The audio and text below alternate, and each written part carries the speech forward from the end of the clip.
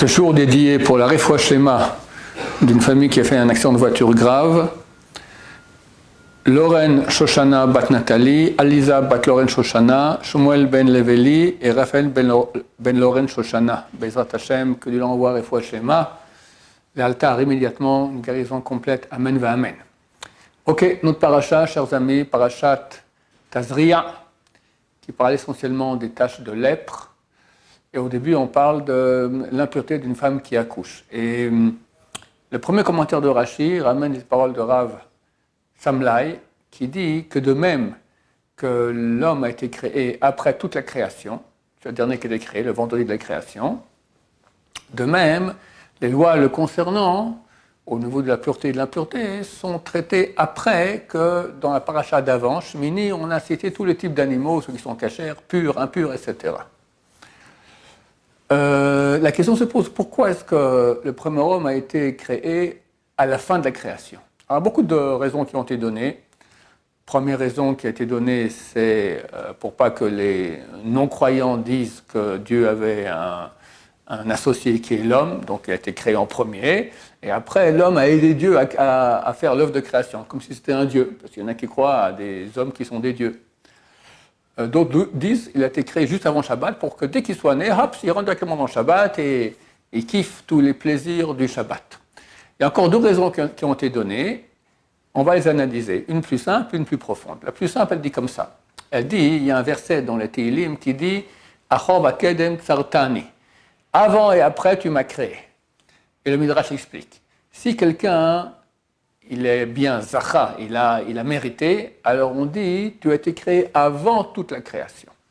Et si, au contraire, il ne mérite pas, il est orgueilleux, par exemple, etc., alors on dit, sache qu'un moustique a été créé avant toi. Tu es moins qu'un moustique.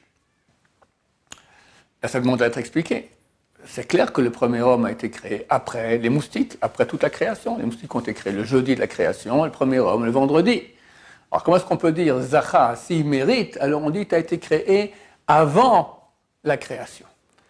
En fait, le premier homme a été créé, comme c'est écrit dans la Torah, et de la terre, et Dieu lui a insufflé une âme vivante, Nishmat Chaim. Donc en fait, il y a deux parties. Il y a la partie corporelle, qui provient de la terre, avec toute l'animalité qui est en cela,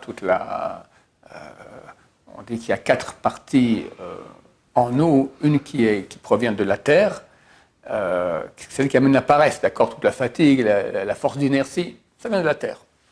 Et l'âme que Dieu nous a insufflée. Le Zohar HaKadosh, il dit des nafar, midile nafar. Celui qui a insufflé, il a insufflé de lui-même. Ça veut dire que j'ai reçu une âme qui est une partie de Dieu. Alors, si je me comporte dans ma vie en fonction de l'âme, et mon âme va maîtriser ma partie animale, ma partie terrestre, et je fais les mitzvot comme il faut bien, alors Zacha, alors il mérite, alors on dit, tu as été créé avant la création. Parce que de quelle création on parle? Celle qui te dirige, ton âme. Ton âme vient de Dieu, et Dieu, bien sûr, il est avant la création. Si par contre, tu te comportes comme un animal, alors on dit, mon cher ami, un moustique a été créé avant toi. Tu es moins qu'un moustique, parce que tu n'as pas été créé pour être animal.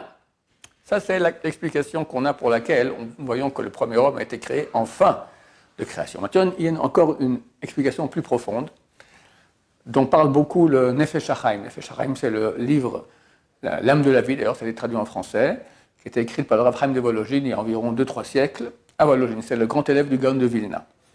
Et lui, il dit, c'est écrit dans la Torah, lorsque Dieu va créer l'homme, c'est marqué « Naaseh Adam ». Nous allons créer un homme. C'est qui ce « nous » ? Alors, beaucoup d'explications ont été données. Celle que donne la Kabbalah mystique juive, elle est que le Zohar HaKadosh, il cite beaucoup dans le chapitre 6 de Nefesh HaChaim, dans le chapitre 6 du premier portail de Nefesh HaChaim, là-bas, il amène beaucoup de sources du Zohar HaKadosh, qui dit que, en fait, lorsque Dieu a créé le premier homme, il a utilisé toutes les parties de la création qui existaient déjà, les mondes supérieurs, les anges, toutes sortes de créations, de mondes kabbalistiques très très grands, tous ont donné leur partie dans le premier homme. Et en fait, lorsque le premier homme fait une action, alors d'un côté il est aidé par toutes ces forces spirituelles qui sont à l'image de Dieu, d'accord, on peut dire que c'est des mondes divins, c'est des choses extraordinaires, infinis, des mondes infinis. Et quand il fait la mitzvah aussi, alors il fait aussi un retour de lumière et il renforce tous ces mondes divins qui après aussi en ricochet vont lui donner aussi un très grand flux. Donc c'est pour ça que l'homme a été créé tout en fin de la création, parce que Dieu auparavant a créé tous les mondes divins, tous les anges ont été créés le lundi de la création, les anges, les mondes divins, etc. Et tout ce qu'il y a sur terre, tout ce qui a été utilisé pour la création, tout cela se retrouve en fait réuni dans le premier homme. C'est pour ça qu'il doit être créé en dernier. Donc en fait, quand on fait une action, on est la main de Dieu. Naase Adam, nous allons créer l'homme. Nous, c'est moi, avec tous les mondes divins qu'il y a, que j'ai créés auparavant, dont les anges, etc., tout ça, on est associé dans l'homme. Et lorsque l'homme fait une action positive, alors nous sommes associés dans cette action et on a un feedback, un retour de lumière qui fera que l'homme pourra recevoir beaucoup de lumière. Ça va dans les deux sens. L'homme fait, il envoie une lumière, ça revient en ricochet. Et quand l'homme a péché et lâche, le péché originel, alors il a reçu aussi toutes les parties négatives que Dieu a créées aussi, toutes les parties des mondes impurs. Et quand il fait une mauvaise action, alors il est aidé par les mondes impurs, c'est des batteries, un édifice énorme d'impureté qu'il aide en faisant que ces mondes l'aident à faire cette mauvaise action, et lui après il leur donne un feedback positif de puissance, d'accord? Et alors ils ont encore plus de puissance pour faire le mal dans cette personne et dans le monde entier. Dieu nous en préserve. Parce que là, on a le libre arbitre. Une fois, comme explique là-bas le Nefesh HaChaim, les forces du mal existaient, mais c'est extérieur à l'homme. Et lorsqu'il a péché, elles sont entrées à l'intérieur de lui-même. Donc on a ces deux parties-là. La partie animale, qui est aidée par toutes les forces du mal, et la partie divine. Donc dans notre vie, on doit savoir quoi faire. Et c'est très intéressant parce qu'il y a dans le chapitre 32, versets 8 et 9 des Tehillim, là-bas, le roi David veut nous donner un conseil. Il dit « Askilcha vaocha bader zotelech » Askilcha, je vais te donner de la sagesse. Vaocha, je vais te donner un conseil. Bader zotelech, dans quelle voie aller? Ok, très sympa. Le roi David, il vient. Le roi David, c'est le Mashiach. Le roi David, qu'on a de plus grand, la 4e roue du chariot céleste. Énorme! Tu as un conseil de vie à me donner? Fantastique! Le verset d'après, qu'est-ce qu'il dit? Altiou kesous keperet. Ne soyez pas comme des chevaux et des mulets. Merci bien, c'est ça que tu me demandes. C'est évident. Eh bien non, chers amis. Sachez que dans notre vie, on se trompe très souvent. Très souvent, quand quelqu'un dit « je », c'est pas clair qui est le « je ». En fait, on est à deux « je ». Il y a le « je » qui est mon âme divine, et il y a mon « je » qui est le cheval. D'accord? C'est comme un cavalier et un cheval. Maintenant, quand quelqu'un va naître, le cavalier il est endormi. Le seul qui veut, c'est le cheval, la partie animale. Regardez un enfant, c'est que du Yetzer Hara, comme ça disent les sages d'Israël. Il est gourmand, il est orgueilleux, il est impatient, il s'énerve, enfin. Et le cavalier est endormi. Et peu à peu dans la vie, on va commencer à éduquer cet enfant et le cavalier va se réveiller. Et tout notre rôle, c'est arriver à être un cavalier qui va utiliser le cheval pour arriver au haut de la montagne. Mais très souvent, qu'est-ce qui se passe?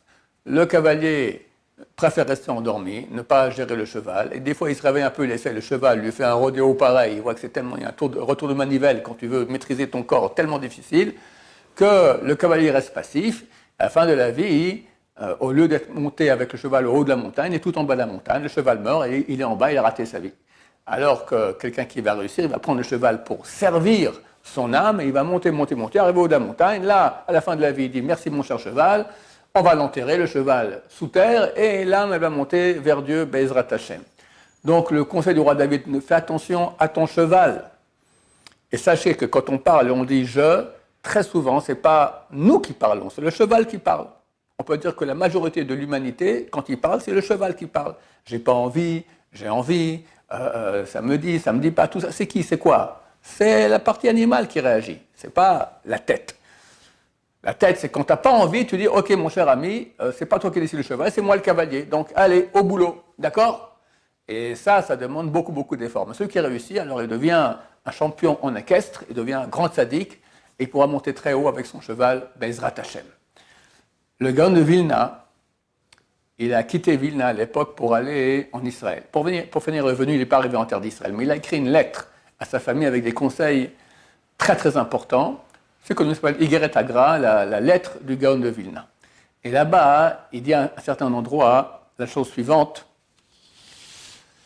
Jusqu'au jour de sa mort, l'homme doit souffrir, mais pas avec des taniyot, pas avec des jeûnes, pas avec des sigoufim, des flagellations, toutes sortes de choses qui sont écrites dans le livre de Kabbalah, se rouler dans la neige, faire un mikvé glacé, des choses pareilles, etc.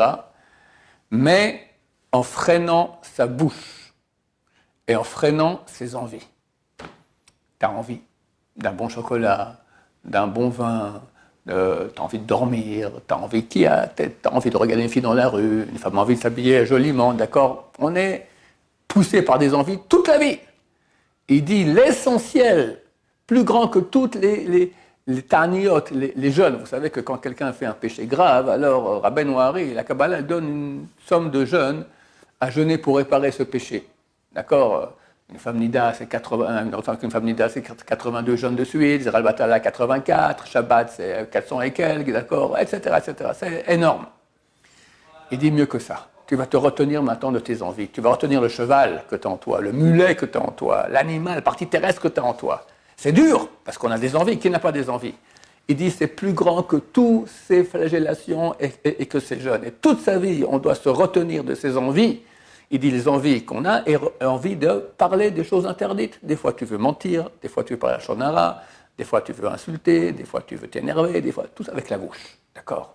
Celui qui se retient de cela, il gagne beaucoup plus que tous les jeunes et tous les sortes de tikkunim que Rabbeinu Hari, que la Kabbalah a cité.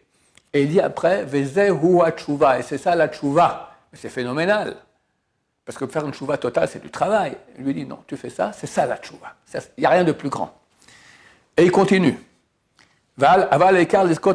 L'essentiel pour arriver au Olam Haba, retenir sa bouche, et c'est plus que toute la Torah. Qu'est-ce que ça veut dire c'est plus que toute la Torah? On n'a pas de mitzvah plus grande que l'étude de Torah. L'étude là, c'est plus que toute la Torah. Il faut comprendre que ça va ensemble. D'accord? La Torah, c'est énorme, énorme. Mais il dit quelqu'un maintenant qui étudie la Torah, mais ne retient pas sa bouche, alors il a une bouche qui est sale. Rabbi Shimon Bar Yochai dit comment ça fait qu'on a la même bouche pour aller acheter des patates et pour parler de blagues avec des copains et pour étudier la Torah de Dieu? Il ne comprend pas comment on doit avoir deux bouches différentes. Ben, on a la même. Mais alors il faut la préserver. Et il dit c'est plus que toute la Torah. Et il conclut la bouche, c'est Kodesh Kodashim, c'est le saint des saints. Voilà, chers amis, on a un programme pour ne pas être des mulets, pour ne pas être des chevaux, pour être des êtres humains à l'image de Dieu avec une bouche sainte qui retienne les envies. Et ainsi, on devient l'ustensile de tous les mondes, l'intermédiaire de tous les mondes supérieurs qui, par notre biais, vont faire tout ce qu'on doit faire ici sur Terre. On leur envoie comme ça un flux en retour et ça fait du bien partout. Que Dieu nous aide à faire partie de ces grandes sadikim. Amen, Amen, Shabbat Shalom, Om Vurach.